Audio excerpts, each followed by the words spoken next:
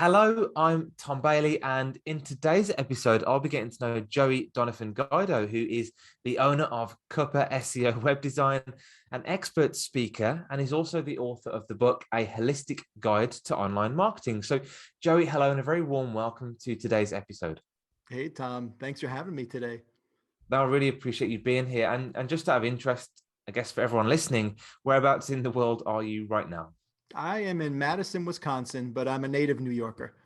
Excellent. Thank you so much. And never been, but one day, hopefully, I can head over in that direction if these COVID restrictions are ever lifted. Yeah. And so, yeah, incredible. Thank you for that. And I just want to share a little bit more about you before we do get started. And that is that Joey is an expert in the areas of web design, SEO, user experience, and also website conversion. And in addition to running his web design firm, Joey also consults as a marketing director to large organizations, helping to improve their overall marketing initiatives. The title for today's episode is 6 Ways to Improve Your SEO on Your Website and Attract More Visitors. And Joey's going to show us how to do this in just 7 minutes. And no pressure at all. First question is, who are your ideal clients? Yeah, so my ideal client has kind of shifted over the years, but right now it's kind of landed on larger small businesses or to enterprise level. So they're usually somewhere in the millions. Had a couple that have been beyond that into the billions, which is like just hard to fathom. Mm-hmm. Yeah, yeah, and it's really clients that have short-term needs like for SEO or a web design build, but then longer term needs like maybe help with their content long term with their blog or with training their team so they can do some of this work themselves long term. Absolutely. And when you think of these large million to potentially $1 billion organizations, what would you say is the biggest challenge that they typically face? Yeah, that's a great question. And the biggest challenge they typically face, it's varied, of course, but there's 3 major areas that they all seem to struggle with, which I think every business struggles with. The first one is just getting found more often in just organic search results, right? Which is the SEO portion. The second part is the user experience on their website. And there's usually something that can be improved there.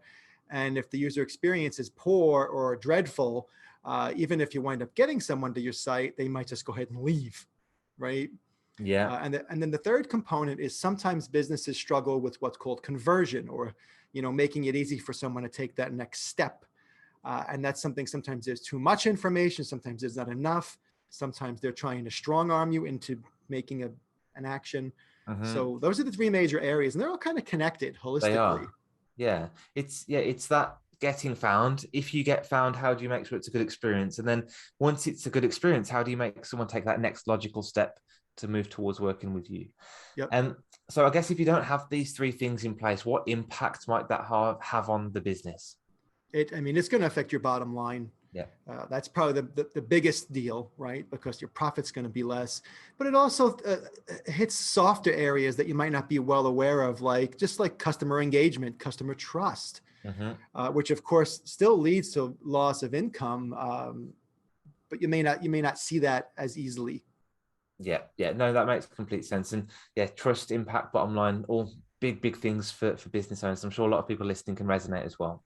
So given that, what would you say is the one piece of advice that you might give to somebody to really help them start in solving this problem?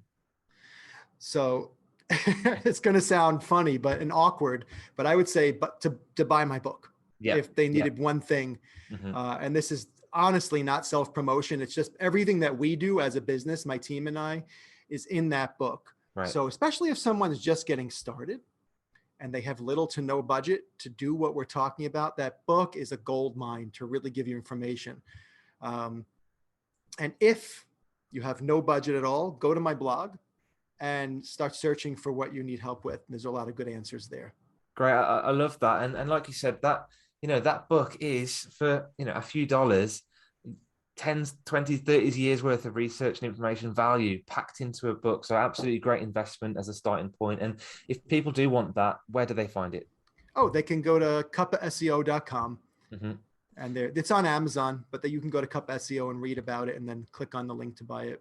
Excellent. So cuppaseo.com. I'll put that link in the show notes as well so people can click on that and dive in. So in terms of that's a great resource. And have you got anything else that people can do in terms of, you know, and I think it's an SEO checkup. I think you did. Have you got something you can talk about there as well?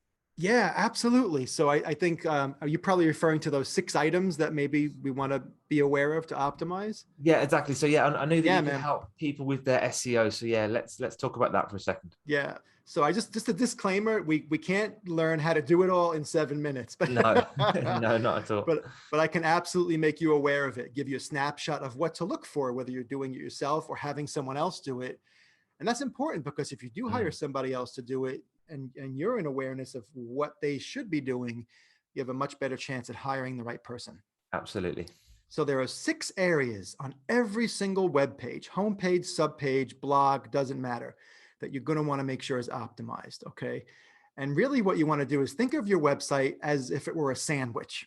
Okay. Yeah. So, any website could be like 2 pieces of bread. All right. And in life, we could sustain life off 2 pieces of bread, but nobody wants to do that. It's not very palatable. So any website that has a URL that's paid for year after year, if I know the web address, I can get there, right? But otherwise, maybe I'm not really getting found organically. So what we want to do is turn those 2 pieces of bread into a triple-decker sandwich. Yeah. So now we're talking, turkey, lettuce, tomato, mayo, or mustard, if you prefer. My son, Max, if you put mustard on his sandwich, mayo on his sandwich, it's bad news. Yeah. So, Yeah. It just runs with it. Yeah. So we skipped the mayo for Max. But you get the idea. There are these 6 items that when we stack them together, we start to build a really robust SEO website. So the first thing is you want to optimize every single title tag. And those are the little gray bar at the top of the page. Yeah. Next thing is every single image, whether it's an icon, a logo, or a picture or art. The third thing is going to be to optimize your meta description. Yeah. All right. The fourth thing is every single headline, H1, H2, H3, or whatever you're using on the site. Okay. Yeah. Yeah. Fifth thing is your content or your body copy, the actual copy on the page that visitors see. And the 6th thing is going to be your text links, which are kind of not used as much, but some websites still have text links and they still do hold SEO value. I'd say the biggest thing is when you're optimizing those headlines and that page content, you want to make sure you're not being spammy. Yeah. It has to really still read well. And that's why I love making sure that we're optimizing every image name and alt image name, I forgot to mention, as well as title tags that really can do a lot of work on the SEO end without people being kind of bombarded by it. And I guess this is what Google's algorithms read, isn't it? It's they read that and then they provide the best results to the searchers. So yeah, it's very, very important. Yep. Yeah. And as far as your content goes, you want to make sure it's well written, that it's value based, because they're looking at that too. They're not just looking for keywords; they're looking for something that's really helpful. And then there's kind of an extra tip I can give you really quickly, and that's once this is all done, right, on your website, you want to do it once, do it right, and leave it alone.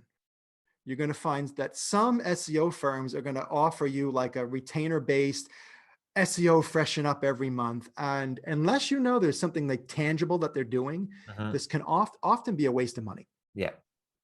But you do need to make sure you're having fresh content on your website.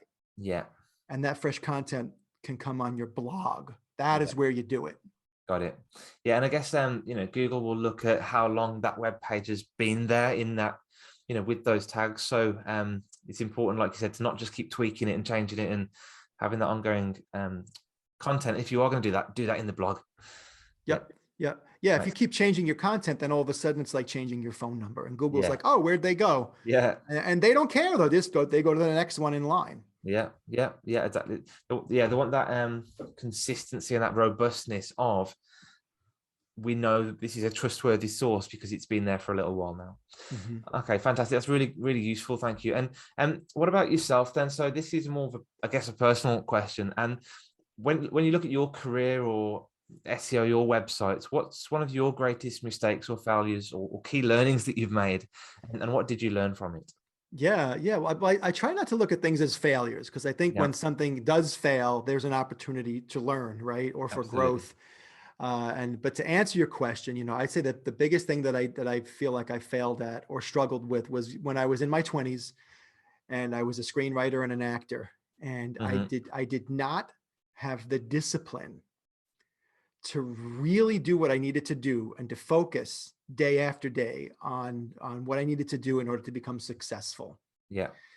And that's something that now, you know, as I'm older and running my second business now, there was another one years ago in New York. I've learned that, you know, I just wanted someone to knock on my door back then and say, hey, here's a great part for you. Hey, we want to buy your screenplay. And now I realize it really comes down to, you know, the discipline of showing up every day and building relationships, not trying to sell, not trying to coerce anybody, but just really literally just building relationships and seeing where they go. Yeah, most people look at the Hollywood actors as, oh, you know, it was easy, that, you know, they had the natural abilities. But what you don't see is the day after day after day, you know, showing up, interviews, failing roles. Yeah, it's important that you just have that consistency and that daily action. Yeah. And that's a great point, because just because you may fail 1,000, Thomas Edison failed like 10,000 times before he invented the light bulb. I think it's important for us to not internalize that or judge ourselves, but to look for the opportunity and to try and let it go as best as possible. Yeah, I love that. Great learning, and that consistently show up and add value and not trying to coerce people. That's so important now more than ever. And great, thank you. And the last question from me today is, what is the one question that I should have asked you that will also bring some great value to our audience? Well, I think I wound up answering it earlier, but I've got to have another one for you. I would say, when you're looking at your website, try to look at it as subjectively as possible. And it's really hard because we are emotionally attached to our website and our businesses, whether we're a team member or the owner. But if you can look at it as objectively as possible and just think about, how do I feel about where I just landed? You know, if I'm seeing confusion or distraction, a lot of times it's very popular to have all this movement. You know, when you scroll, there's all this movement, images and copy come in, and it's real fancy and it's real cool to design. But for an end user, it's almost like a bunch of people shouting at you at the same time. Yeah. So how can I remove all that distraction? Still keep the website beautiful and engaging visually, but just serve up what I do and how I do it and how I help you, right? Let's address that pain point that most visitors are having. Yeah, I love that. It's simplicity is sophistication, I think, is the famous saying here, is, and focus on that one thing that you do amazingly and help the customers find that as quick as possible on your website.